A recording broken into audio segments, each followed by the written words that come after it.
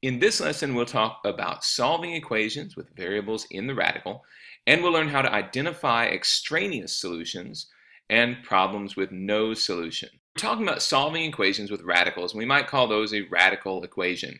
An equation that has a variable in the radical is called a radical equation. So you can see some examples here. We've got the square root of x minus 2 is equal to 5. In this case, just the variable is in the radical. And in this case, the radicand is both a variable and a number. So you can have an expression with a variable under the radical as well.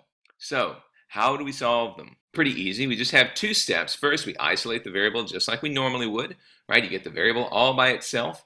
In this case, it's going to have a radical over the top of it, which is fine. We'll deal with the radical at the very end by squaring both sides. So step 2 is we square both sides. It's important to remember that the radicand should not be negative. The number inside of here should not be negative. The variable result should not be negative.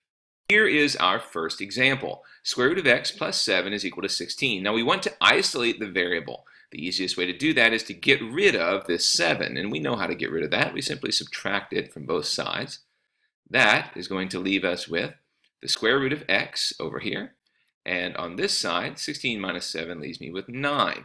Now, we move on to the second step. If we want to get this x all by itself, because we don't want the square root of x, we want x, then what we have to do is square the x itself. So we'll square this expression, which means in order to keep it balanced, whatever we do to one side, we have to do to the other, so we'll square the other side as well. When we square the square root of x, we actually just get x, right? We know that. And then when we square 9, we simply get 81. But we're not finished. We have to check our answer because you will find later that sometimes we get solutions that don't work. Sometimes we have no solution. So let's put our variable back in and see if it works. Square root of 81 plus 7 is equal to 16.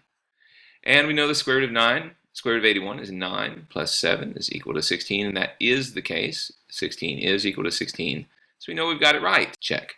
Remember that the radicand, this should not be negative. Otherwise, you get an imaginary number and it won't work.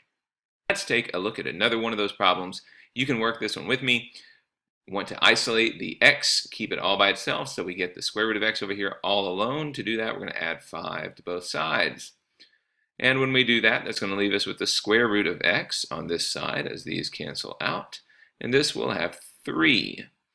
And we want to then do step 2, which is square both sides. So we'll square the square root of x, and we'll square 3. Well, 3 squared is 9, and the square of the square root of x is x. But we're not done, right? We have to check our answer. So let's put it back in. 9 here. The square root of 9 minus 5 is equal to negative 2. Is that true? 3 minus 5 equal to negative 2. Is it? Indeed it is. So we know that we have the correct answer and we're done. Let's look at a simple application problem involving that same process. The time t in seconds it takes for a pendulum of a clock to complete a full swing, right? You remember what the pendulum of a clock looks like, and it's swinging back and forth, back and forth. The time it takes to complete a full swing is approximated by the equation t equals 2 times the square root of L over 3.3, where L is the length of the pendulum in feet, and if the pendulum of a clock completes its full swing in 3 seconds, what is the length of the pendulum? Round to the nearest tenth of a foot. Now this is a fairly simple problem. Believe it or not, we have this formula right here that 2 times the square root of L, or the length, over 3.3 is our formula. And we have been given the actual time.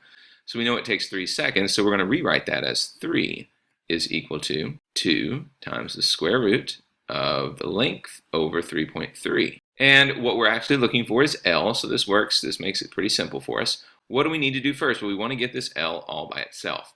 So the first step is going to be to divide by this 2. Right now we're multiplying by the 2. We're going to divide by it on both sides. So we're going to get rid of that 2 by multiplying on both sides. That's going to leave us with 3 halves equal to the square root of the length over 3.3. And once we get to that step, then it's going to be fairly simple. We're going to square both sides. So we'll square both sides of our equation to make sure that we keep it balanced.